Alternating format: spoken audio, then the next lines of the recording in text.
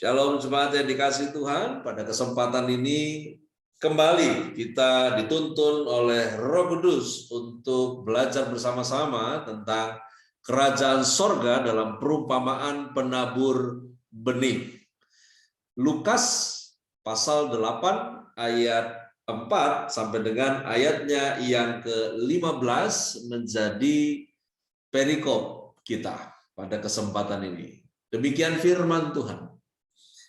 Ketika orang banyak berbondong-bondong datang, yaitu orang-orang yang dari kota ke kota menggabungkan diri pada Yesus, berkatalah ia dalam suatu perumpamaan. Adalah seorang penabur keluar untuk menaburkan benihnya. Pada waktu ia menabur, sebagian benih itu jatuh di pinggir jalan, lalu diinjak orang dan burung-burung di udara memakannya sampai habis. Sebagian jatuh di tanah yang berbatu-batu, dan setelah tumbuh ia menjadi kering karena tidak mendapat air. Sebagian lagi jatuh di tengah semak duri, dan semak itu tumbuh bersama-sama dan menghimpitnya sampai mati. Dan sebagian jatuh di tanah yang baik, dan setelah tumbuh berbuah 100 kali lipat. Setelah berkata demikian, Yesus berseru, "Siapa mempunyai telinga untuk mendengar, hendaklah ia mendengar." Murid-muridnya bertanya kepadanya apa maksud perumpamaan itu. Lalu ia menjawab, "Kepadamu diberi karunia untuk mengetahui rahasia kerajaan Allah. Tetapi kepada orang-orang lain hal itu diberitakan dalam perumpamaan, supaya sekalipun memandang mereka tidak melihat, dan sekalipun mendengar mereka tidak mengerti." Inilah arti perumpamaan itu. Benih ialah firman Allah. Yang jatuh di pinggir jalan itu ialah orang yang telah mendengarnya, kemudian datanglah iblis lalu mengambil firman itu dari dalam hatinya, supaya mereka jangan percaya dan diselamatkan. Yang jatuh di tanah yang berbatu-batu itu ialah orang yang setelah mendengar firman itu menerimanya dengan gembira, tetapi mereka tidak berakar. Mereka percaya sebentar saja, dan dalam masa pencobaan mereka murtad. Yang jatuh dalam semak duri ialah orang yang telah mendengar firman itu, dan dalam pertumbuhan selanjutnya mereka terhimpit oleh kekhawatiran dan kekayaan dan kenikmatan hidup, sehingga mereka tidak menghasilkan buah yang matang. Yang jatuh di tanah yang baik ialah orang yang setelah mendengar firman itu menyimpannya dalam hati yang baik dan mengeluarkan buah dalam ketekunan. Perumpamaan kerajaan sorga dalam perumpamaan penabur benih. Sekali lagi, teks yang kita baca konteksnya adalah tentang hal kerajaan sorga. Yang pertama, bahwa benih adalah firman Allah. Di dalam Lukas 8, ayat 9 sampai dengan ayat yang ke-11, di sana tertulis murid-muridnya bertanya kepadanya, apa maksud perumpamaan itu? Lalu ia menjawab, "Kepadamu diberi karunia untuk mengetahui rahasia kerajaan Allah, tetapi kepada orang-orang lain hal itu diberitakan dalam perumpamaan, supaya sekalipun memandang mereka tidak melihat, dan sekalipun mendengar mereka tidak mengerti." Inilah arti perumpamaan itu. Benih ialah firman Allah. Saya highlight di sana, benih adalah firman Allah. Namun menariknya adalah kepada pengikut Kristus, karunia mengetahui kerajaan Allah itu diberikan, tetapi kepada orang-orang lain. Menarik, ada istilah orang-orang lain. Pengikut Kristus diberi karunia untuk mengetahui kerajaan Allah. Saya coba untuk mengulang dulu dasarnya tentang kerajaan Allah atau kerajaan sorga. Kerajaan yang tidak tergoncangkan itu equal, itu sama. Nah, pengikut Kristus diberi karunia untuk mengetahui rahasia kerajaan Allah. Di Roma 14 ayatnya yang ke-17, di sana tertulis, sebab kerajaan Allah bukan soal makanan dan minuman, tetapi soal kebenaran, damai sejahtera, dan sukacita oleh Roh Kudus. Ini yang menjadi dasar kita ketika orang Kristen itu bahas tentang kerajaan Allah, kerajaan sorga, kerajaan tidak tergoncangkan. Ini bukan tentang organisasi gereja, tetapi melainkan adalah soal kebenaran, damai sejahtera, dan sukacita oleh Roh Kudus. Di 1 Korintus 4 ayat 20 mengatakan, sebab kerajaan Allah bukan terdiri dari perkataan, tetapi dari kuasa. Karena itu kita simpulkan kerajaan Allah adalah soal kebenaran, damai sejahtera, sukacita oleh Roh Kudus, dan kuasa. Nah, untuk mengalami kerajaannya, kita mesti menjadikan dia sebagai raja bagi kehidupan kita. Untuk mengalami kerajaannya, kita harus berjalan dalam aturan kebenarannya. Nah, hidup kerajaan Allah adalah kehidupan di mana itu nyata dalam jiwa orang percaya, yaitu kebenaran, damai sejahtera, sukacita, dan kuasa. Menarik, ada istilah kepada orang-orang lain.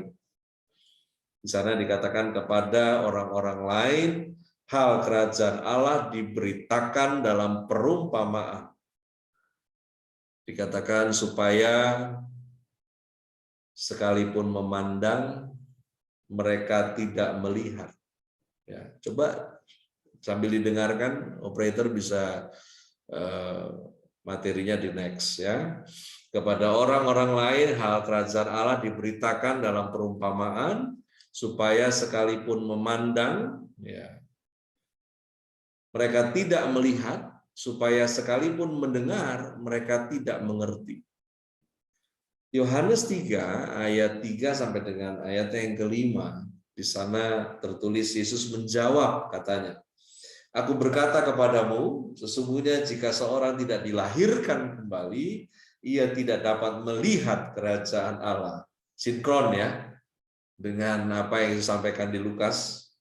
Dan mereka yang belum dilahirkan kembali, Yesus menyebutnya sebagai orang-orang lain.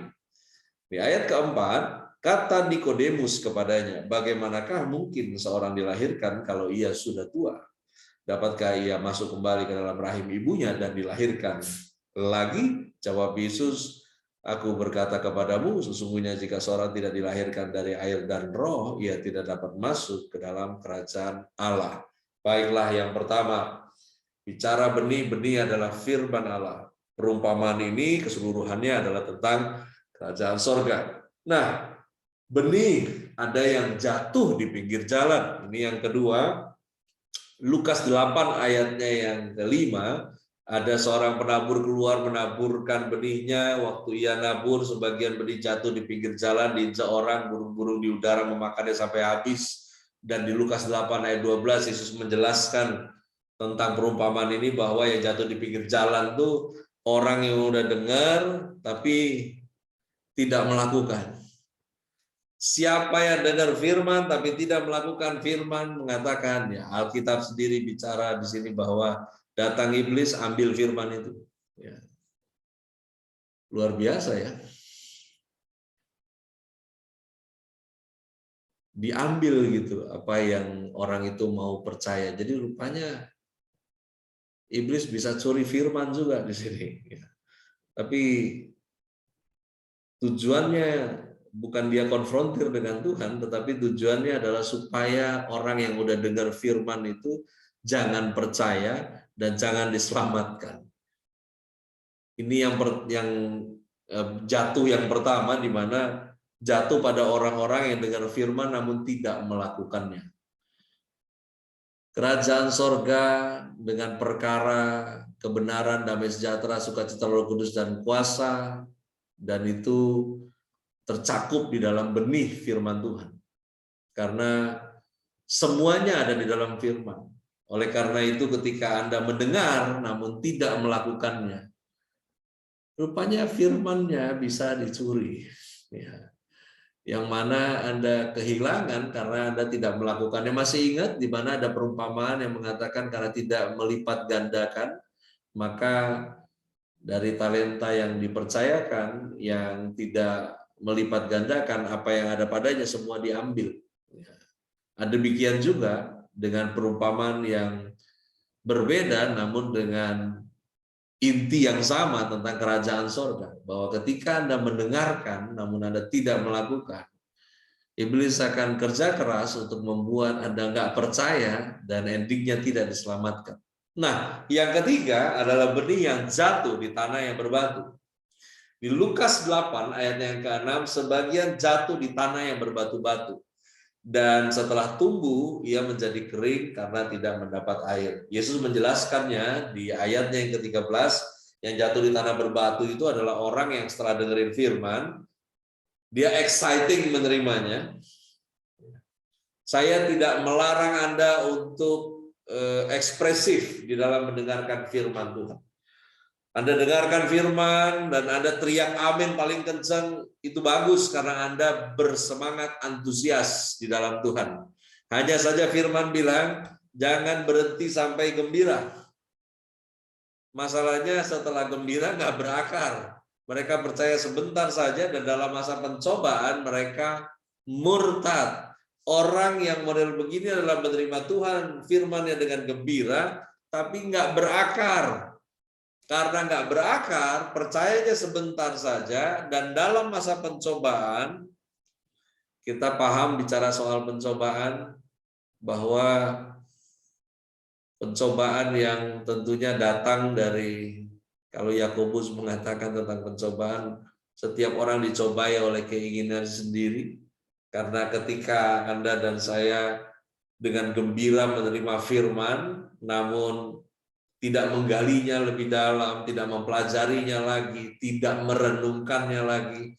Biasanya ini yang terjadi di mana Anda dan saya akan dibelokkan suasana atau situasi, akhirnya nggak fokus lagi dengan apa yang Tuhan inginkan, dan Anda dan saya mulai fokus dengan apa yang kita kepengen. Dan itu yang dikatakan pencobaan, di mana Anda dan saya dicobai oleh keinginan Anda dan saya sendiri. Dan yang model begini, dia percaya tapi sebentar saja. Dan ketika berkaitan dengan apa yang dia inginkan, maka nggak lama dia akan murtad. Ya. Murtad itu berbalik. Murtad itu nggak harus nolak Tuhan. Tetapi murtad itu adalah orang-orang yang akhirnya menaruh perasaannya itu di depan kebenaran, sehingga kebenaran justru ada di belakang perasaannya dia. Saya menemukan ada banyak orang yang coba akhirnya menyalahkan Tuhan terhadap situasinya, karena kalau begini harusnya Tuhan nggak izinkan ketemu, ya. Tuhan izinkan berarti kan boleh. Beberapa orang muda yang kemudian firman Tuhan mengatakan dengan jelas gelap terang nggak bisa bersatu. Dia tahu firman-Nya. Tapi balik lagi coba salahkan Tuhan, ini kurang ajar juga ya. Ya kalau emang Tuhan nggak kasih dia buat saya, kenapa diketemuin gitu ya. Keinginan membuat orang dicobai. Ketika Anda fokus untuk keinginan Tuhan, nah jalannya adalah jangan berhenti hanya Anda happy dengan firman, tetapi terus gali dalamnya. Karena Tuhan memang nggak mau sekedar Anda hanya tahu, tapi Tuhan ingin Anda mengenalnya lebih dalam. Nah, yang berikutnya adalah yang jatuh di tengah semak duri. Di mana sebagian jatuh di semak duri, tumbuh bersama-sama dengan semak duri, dan akhirnya semak duri itu menghimpitnya sampai mati. Di mana Yesus menjelaskan di ayat 14, ini adalah orang yang dengar firman, namun dalam pertumbuhan selanjutnya, orang tersebut dihimpit oleh kekhawatiran, dihimpit oleh keinginan untuk menjadi kaya, dihimpit oleh kenikmatan hidup, sehingga mereka tidak menghasilkan buah yang matang. Orang yang telah mendengar firman dan dalam pertumbuhan selanjutnya mereka terhimpit oleh kekhawatiran. Kenapa terhimpit dalam kekhawatiran? Karena mereka terhimpit ingin untuk menjadi kaya. Dan yang begini akhirnya terhimpit oleh kenikmatan hidup. 3 perkara ini, kekhawatiran, kekayaan, kenikmatan hidup. Ini adalah semak duri yang sanggup menghimpit apa yang Anda percaya dari Tuhan. Dan jangan coba-coba compare firman-Nya dengan kekhawatiran, kekayaan, kenikmatan hidup. Karena 3 perkara ini adalah kenyataan. Hal yang membuat Anda khawatir itu nyata. Hal yang membuat Anda pengen kaya itu nyata. Hal yang membuat Anda ingin menikmati kenikmatan hidup ini nyata. Namun ingat, firman Tuhan, kebenaran itu tidak bisa ditabrakkan dengan kenyataan. Karena firman kebenaran itu lebih tinggi dari sekedar kenyataan. Karena sering kali kita coba tabrakkan itu. Tapi kan faktanya begini, kenyataannya kan begini. Firman tetap firman. Anda tidak bisa compare firman dengan kenyataan. Karena itu benih yang jatuh di tanah yang baik. Enggak semuanya. Saudara, Tuhan mau bangun kerajaannya bukan di atas tanah di bumi ini. Tuhan mau bangun kerajaannya di jiwa Anda dan saya. Maka itu konsepnya adalah imamat yang rajani, bangsa yang kudus, umat kepunyaan Allah. Tuhan mau bangun kerajaan yang modelnya begitu. Bukan kerajaan dunia. Nggak bicara ini tentang organisasi gereja. Nggak bicara tentang kelembagaan, di mana kerajaan sorga berbicara bagaimana ada pemerintahan Allah di dalam jiwa orang percaya.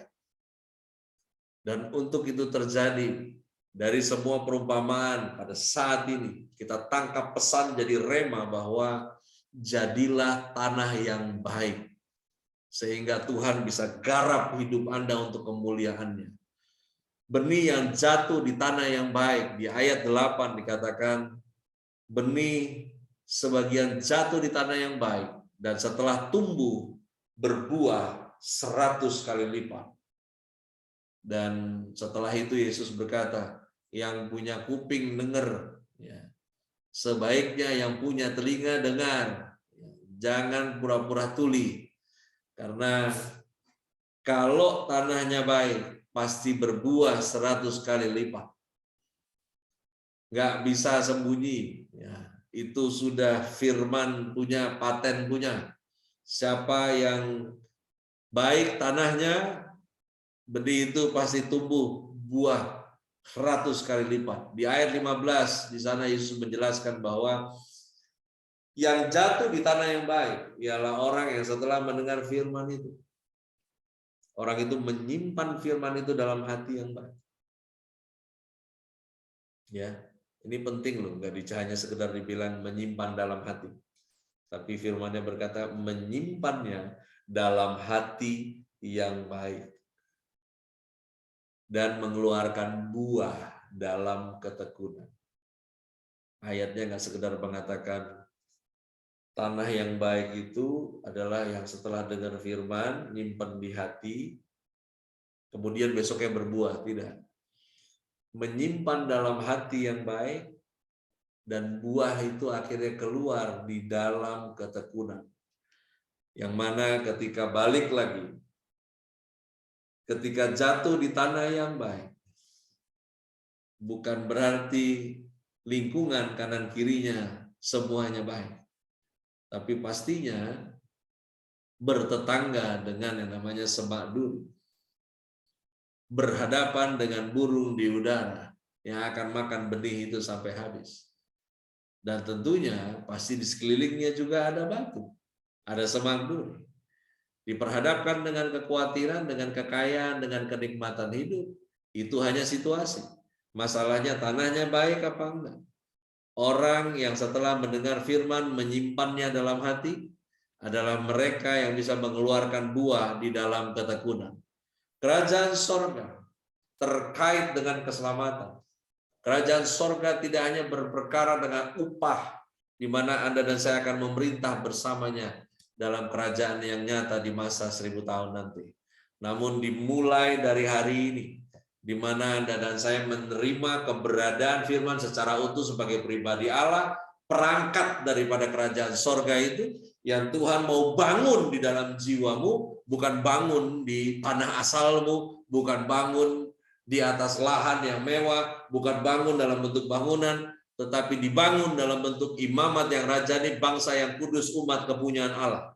Karena itu, kalau sudah dengar firman, simpan itu dalam hati yang baik. Karena firman akan menggunakan situasi-situasi yang ada untuk Anda dan saya bertekun sampai kamu berbuah.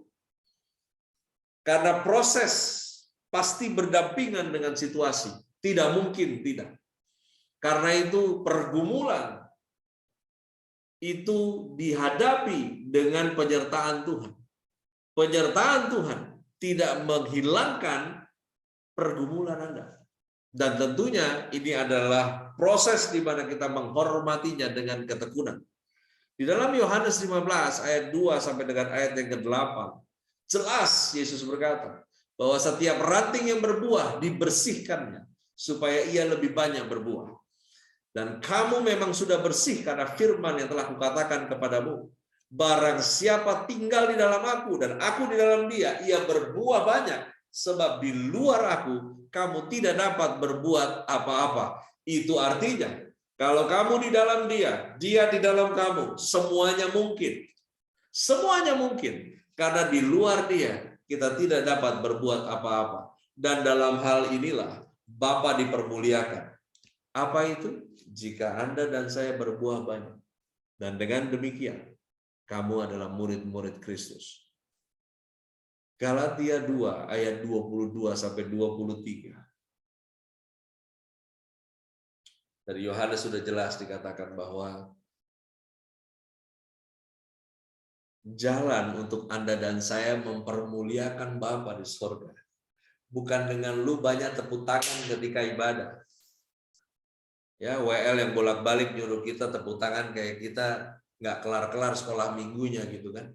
Setiap habis satu lagu, ya berita buat Tuhan. Setiap habis lagu, beri kemuliaan buat Tuhan.